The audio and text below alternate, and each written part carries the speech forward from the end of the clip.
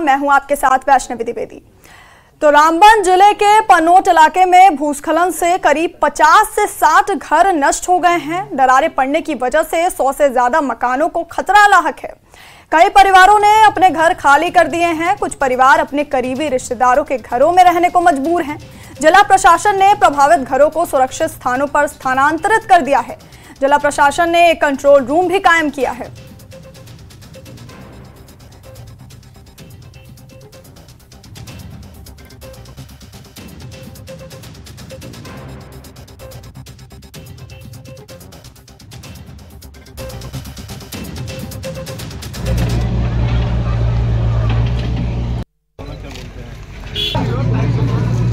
पनोट इलाके में भूस्खलन से करीब 50 से 60 घर नष्ट हो गए हैं। दरारें पड़ने की वजह से 100 से ज्यादा मकानों को खतरा है।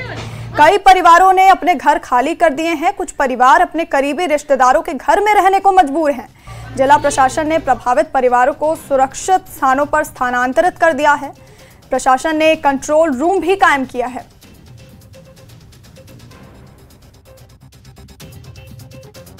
हमारा जो एपिसोड है ये परसों शाम को हुआ, लगभग कोई 5 बजे के करीब जो है वो लोगों को पहले हमारी रोड जो है वो सिंक हुई, उसी के बेसिस पे जो है वो इन्फॉर्मेशन गई। तो हमने प्रिकॉशनरी मेजर पे लगभग उस दिन जो है वो 30 फैमिलीज़ को जो है वो हमने वहाँ से शिफ्ट किया, इवैक्यूएट कर लिया।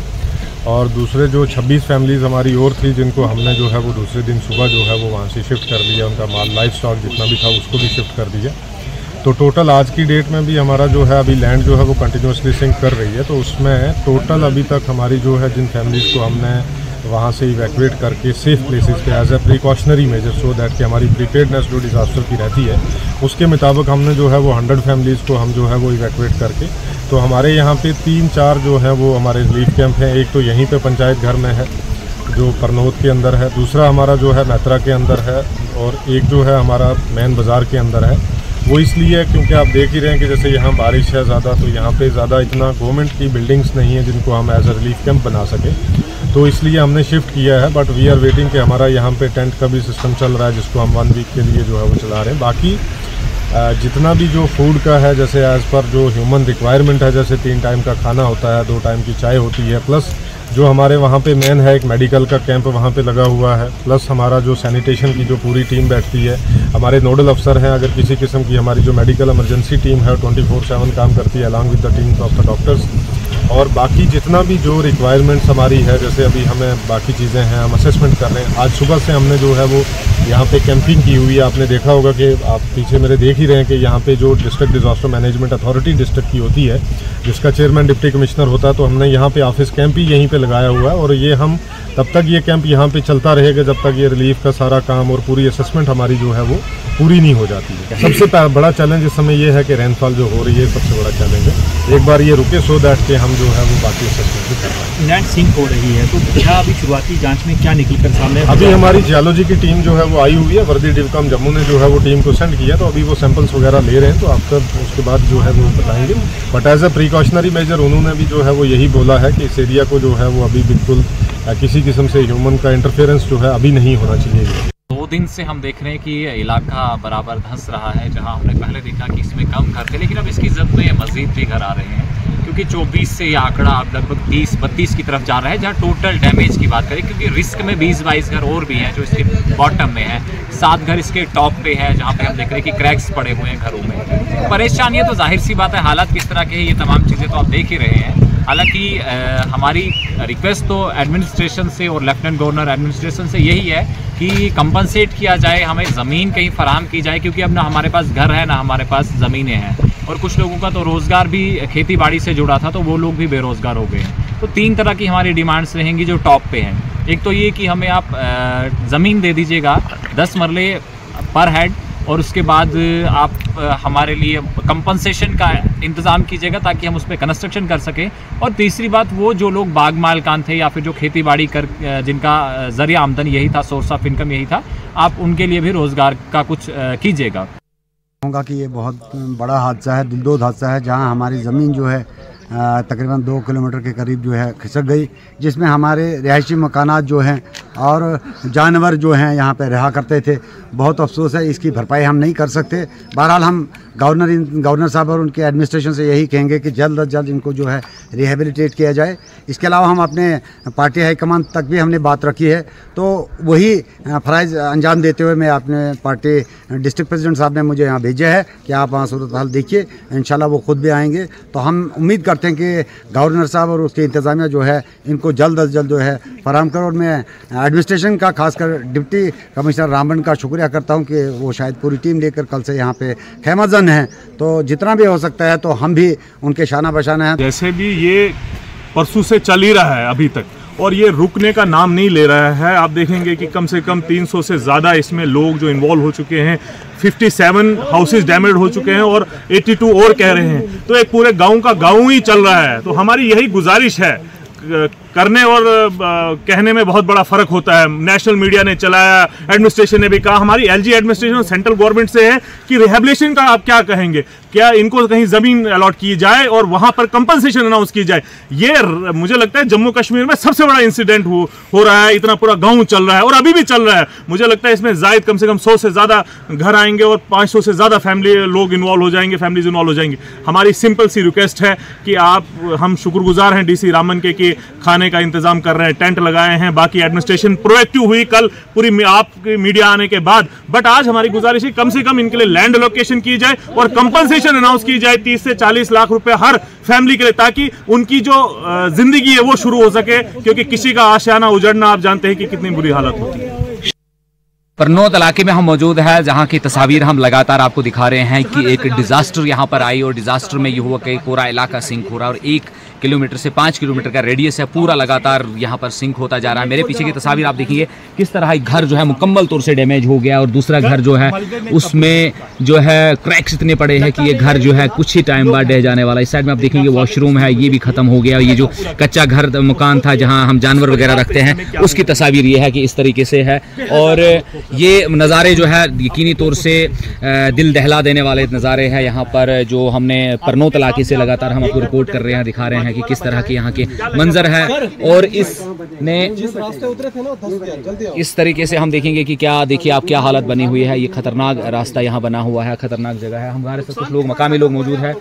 जी बताइए, आप यहाँ रहते थे, ये तस्वीरें देख के कैसा लग रहा है? दिल खराश है, कितना नुकसान हुआ, क्या कहेंगे? बहुत खराश है सर, नुकसान की तो बात ही नहीं है, हद से ज़्यादा नुकसान है। अच्छा, अब ना कोई नींद आती है, पूरी उम्र का मतलब कमाई जो भी इंसान करता है तो ये इसी गृहस्थी के लिए करता है। आज ये छोड़ के भागना पड़ा, बहुत सारे लोग इधर से भागे, अभी चल ही रहा है, कोई रहने का तो है नहीं। घर पूरे डैमेज हो गए, रास्ते डैमेज हो गए, पूरा एरिया जा रहा है।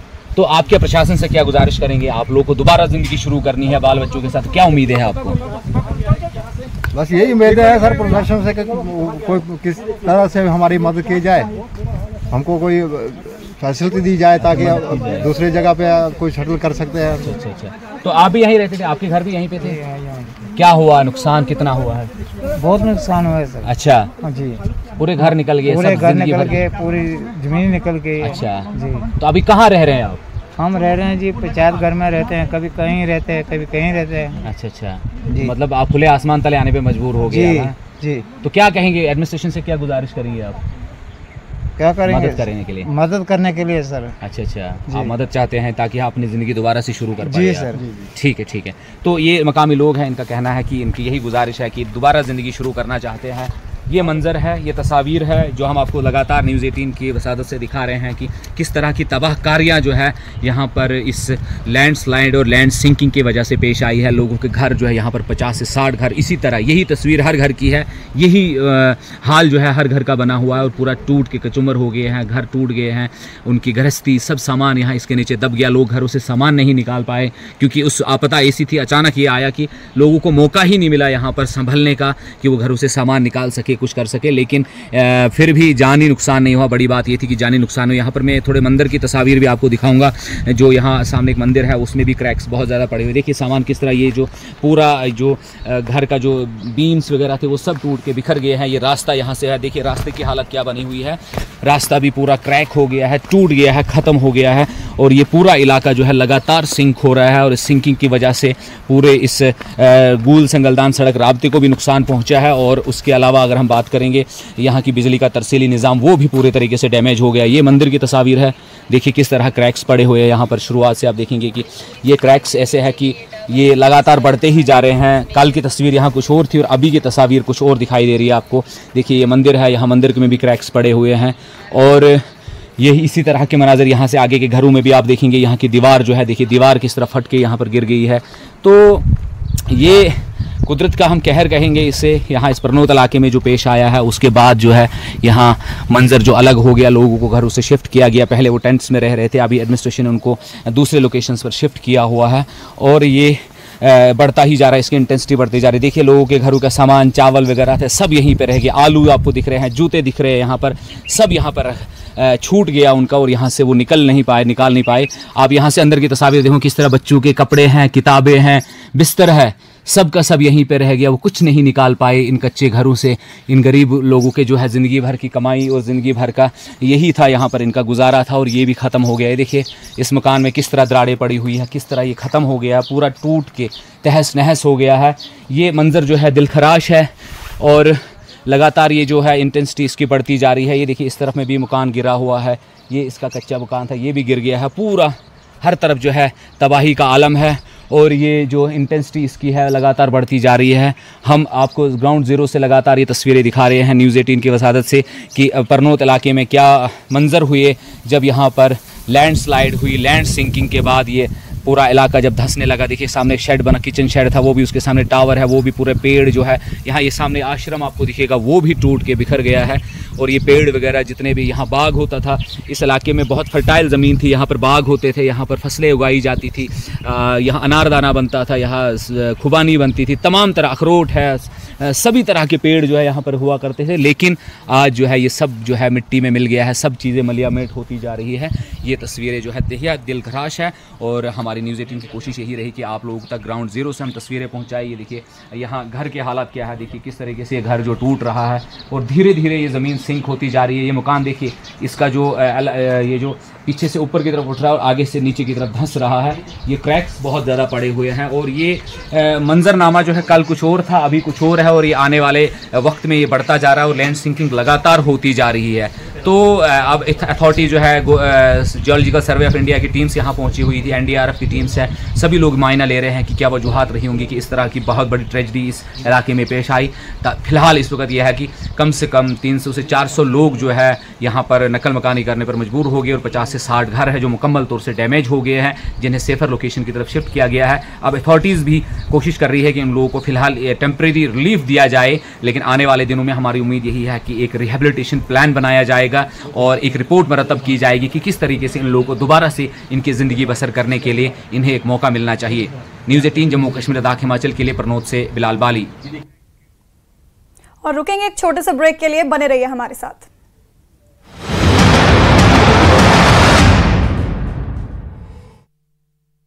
वोट देने में त्योहार है, ये हर 5 साल के बाद आता है और मैंने नेशनल इंटरेस्ट को मद्देनजर रखते हुए मैंने वोट किया। कैसा लग रहा है, पहली बार आप वोट कर रहे हैं? काफ़ी अच्छा लग रहा है, काफ़ी एक्साइटेड थी मैं और मैं तो काफ़ी टाइम से थी कि नहीं मेरे को फर्स्ट टाइम वोट करना है।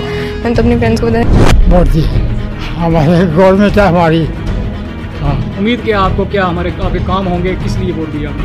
गवर्नमेंट कम देती है, खर्चा देती है, सब कुछ देती है। मैंने जो अपना वोट कास्ट किया वो मैंने इस उम्मीद के साथ किया है कि जो भी हमारा उम्मीदवार हो वो विकास करवाए और हमारे इलाके की तरक्की करवाए, हमारे नौजवानों की जो समस्याएं हैं उसको सुधारे। देखिए ये लोकतंत्र का महापर्व आज द्वितीय चरण का मतदान हो रहा है, तो उसमें सबसे ज़्यादा खुशी की बात यह है कि ये लोग ना सुबह 6:30 बजे लाइन लगा के खड़े हुए हैं, सब कुछ छोड़ के सबसे पहले मतदान करने के लिए आए हुए हैं। हाँ, वोट डाला बहुत आराम से, बहुत बड़ी खुशी है। हमारा मुल्क तरक्की करो, अमन चैन में रहे। वोट डाला आपने? हाँ, बहुत आराम से वोट डाला हमने। देश के लिए कुछ तो करना ही पड़ता है ना, अगर देश ने इतनी तरक्की की है इस वक्त तो हमें भी उसके लिए कुछ करना ही चाहिए ना। जो भी आते हैं, जो भी इलेक्टेड पर्सन आए, उनको चाहिए कि सबसे पहले यूथ का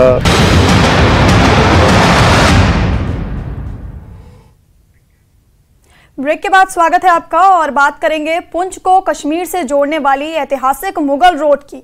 मुगल रोड पर ताजा बर्फबारी और बारिश से कई स्थानों पर भूस्खलन और हिमस्खलन देखने को मिला। मौसम विभाग ने अगले 2 दिनों तक बारिश और बर्फबारी की संभावना जताई है, जिस कारण अगले आदेश तक मुगल रोड को बंद कर दिया गया है। रोड बंद होने से पुंछ और राजौरी के लोगों की परेशानियां बढ़ गई हैं।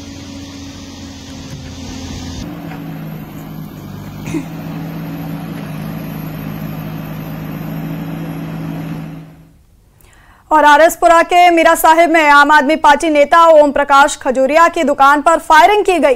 फायरिंग में किसी के घायल होने की खबर नहीं है। फायरिंग की जिम्मेदारी गैंगस्टर अबू जट ने कबूल की है। गोली दुकान के शीशे पर लगी है। पुलिस की टीम ने जांच शुरू कर दी है।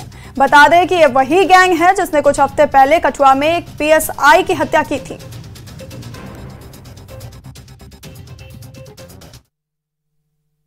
आज लगभग 8 बजे मेरा बिजनेस प्रेमिस है, वहाँ पे खजूरिया फूड मॉल, वहाँ किसी ने बुलेट फायर किया है, इसको टारगेट करके बुलेट फायर किया हुआ है। अभी पुलिस इन्वेस्टिगेशन कर रही है। उसकी एसडीपीओ आरएसपुरा भी हैं, एसएचओ मीरा साहब भी हैं और मुझे एसपी साउथ का भी मुझे फ़ोन आया है। ठीक है, वो प्रॉपर इन्वेस्टिगेशन कर रहे हैं। और मुझे एक किस्म की, क्योंकि मैं पॉलिटिकल एक्टिविस्ट हूँ, इसलिए इसका एक टारगेट भी था। और यहाँ रुकेंगे एक ब्रेक के लिए, बने रहिए हमारे साथ।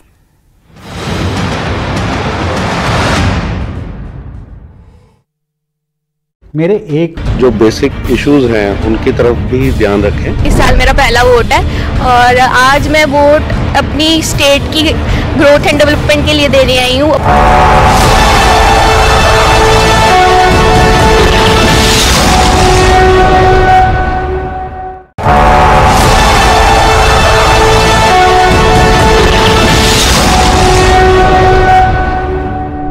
जो पोलिंग स्टेशन है इसमें बड़े अच्छे तरीके से कतारों में लोग आ रहे हैं और अच्छे तरीके से वोट डालने की कोशिश कर रहे हैं, लिहाजा हम बहुत खुश हैं।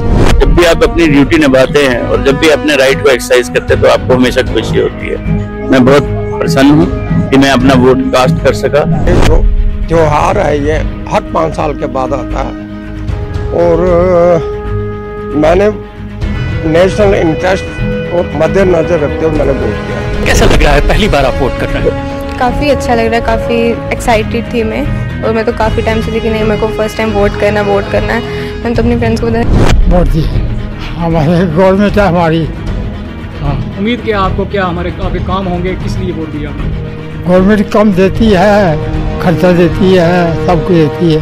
मैंने जो अपना वोट कास्ट किया वो मैंने इस उम्मीद के साथ किया है कि जो भी हमारा उम्मीदवार हो वो विकास करवाए और हमारे इलाके की तरक्की करवाए, हमारे नौजवानों की जो समस्याएं हैं उसको सुधारे। ब्रेक के बाद स्वागत है आपका। आगे बढ़ेंगे और कान्हामा मगाम में स्थित नूरुल एंड ट्रस्ट जम्मू कश्मीर के हेड ऑफिस पर अनाथ और बेसहारा लड़कियों में शादी के लिए विभिन्न किट और नकदी तकसीम की गई। अनाथ लड़कियों ने नूरुल एंड ट्रस्ट का शुक्रिया अदा किया।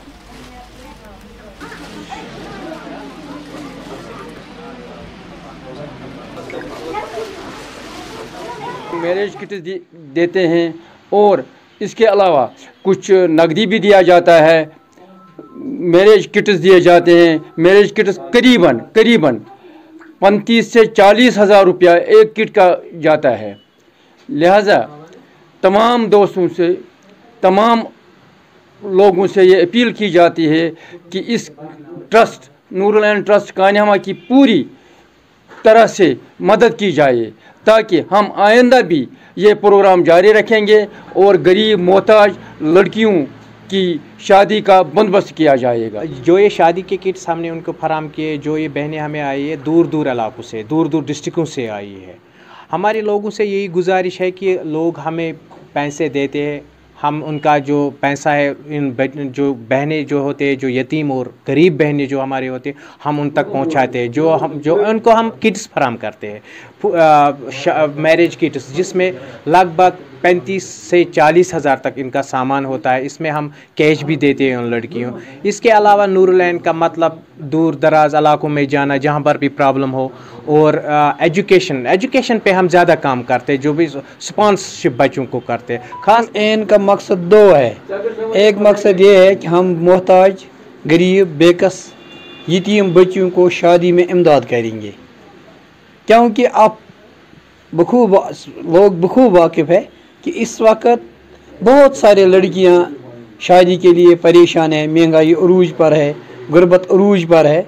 इसलिए हाँ, नूरुल ऐन ट्रस्ट ने वादा किया है कि हम जो शादी करना चाहते हैं बच्चा, इनको हम हर किस्म की मदद करने की इंशाल्लाह वादा बंद। बमना डिग्री कॉलेज में यूपीएससी के इम्तिहान की तैयारी कराने के लिए एक टेस्ट का आयोजन किया गया। इस टेस्ट में पास होने वाले स्टूडेंट्स को बहुत ही कम पैसों में आईसीपी कोचिंग के जरिए यूपीएससी परीक्षा की ट्रेनिंग दी जाएगी।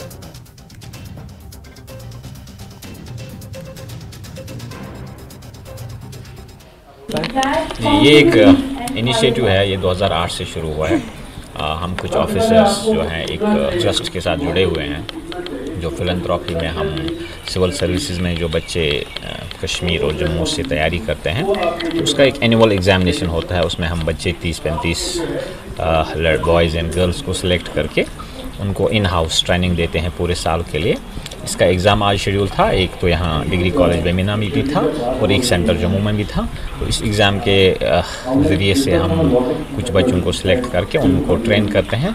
तो पिछले 15 साल से ट्रस्ट काम कर रहा है और अल्हम्दुलिल्लाह इस ट्रस्ट से तकरीबन आज तक 200-250 बच्चे जो हैं वो सिविल सर्विस ज्वाइन कर चुके हैं। जो बच्चे अपना मेस वहाँ खाते हैं, मेस के लिए खुद पे करते हैं, इलेक्ट्रिसिटी चार्जेस खुद बेयर करते हैं, एकोमोडेशन हम देते हैं उनको, या जो बाकी इंस्ट्रक्शनल प्रोग्राम है, टेस्ट सीरीज़ है, लाइब्रेरी है सिविल सर्विस की तैयारी के लिए, वो वहाँ फ्री ऑफ कॉस्ट हम देते हैं। अभी जम्मू से यहाँ तक तकरीबन 125 बच्चों ने एग्ज़ाम दे दिया। इसमें से हम तकरीबन 35 बॉयज़ और गर्ल्स को शॉर्ट लिस्ट करके अपने हॉस्टल में एडमिशन दे दें।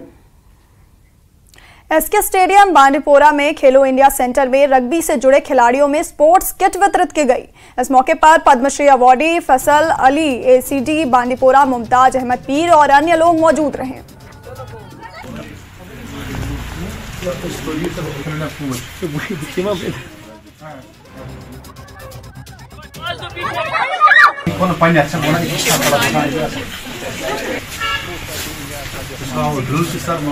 पोरा में है उसकी जो हमारे बच्चे जो इसमें सिलेक्टेड बच्चे होते हैं कुछ डिस्ट्रिक्ट से, हमारे सेंटर से, उसमें हमें कुछ बच्चों को आज जिन्होंने रिसेंटली खेलो इंडिया वुमेन्स लीग भी खेला है, उन बच्चों को जो किट मिलता है थ्रू स्पोर्ट्स काउंसिल यहाँ पर बच्चों को, जिसमें उनका ट्रैक सूट या बाकी जो एसेंशियल इक्विपमेंट्स होते हैं रिगार्डिंग दिस स्पोर्ट्स, वो आज हम डिस्ट्रीब्यूशन के लिए यहाँ पर आए हैं। मैं स्पोर्ट्स अथॉरिटी ऑफ इंडिया की बहुत ज्यादा थैंकफुल हूँ कि जिन्होंने हमें इतना अच्छा प्लेटफॉर्म दिया अपने JNK को रिप्रेजेंट करने का, अपने बांडीपोरा को रिप्रेजेंट करने का। और हम रग्बी सेंटर बांडीपोरा से है जो आज हमें एक स्पोर्ट्स किट प्रोवाइड करने वाले हैं, उसके लिए हम बहुत ज्यादा थैंकफुल है। और रिसेंटली हमने श्रीनगर में खेलो इंडिया वुमेन्स लीग खेला है, जिसमें हमने बहुत अच्छी परफॉर्मेंस दी है। मैं बहुत ज्यादा शुक्रगुजार हूँ सपोर्ट्स अथॉरिटी ऑफ इंडिया की, जिन्होंने हमें बहुत ज्यादा सपोर्ट किया खेलने में। रिसेंटली हमने श्रीनगर में खेला था, जिसमें हमने बहुत ज्यादा अच्छी परफॉर्मेंस दी, और मैं शुक्रगुजार हूँ सपोर्ट्स काउंसिलर, जिसने हमें खेलने का बहुत ज्यादा मौका दिया और हमें बहुत ज्यादा सपोर्ट करते हैं। और हमें एक किट भी मिलने वाला है। लद्दाख में स्वास्थ्य विभाग करगिल ने क्षेत्र के 2240 हज यात्रियों के लिए एक व्यापक टीकाकरण अभियान शुरू किया। अभियान का उद्देश्य हज यात्रा से पहले सभी आजमीन के स्वास्थ्य और सुरक्षा को सुनिश्चित करना है।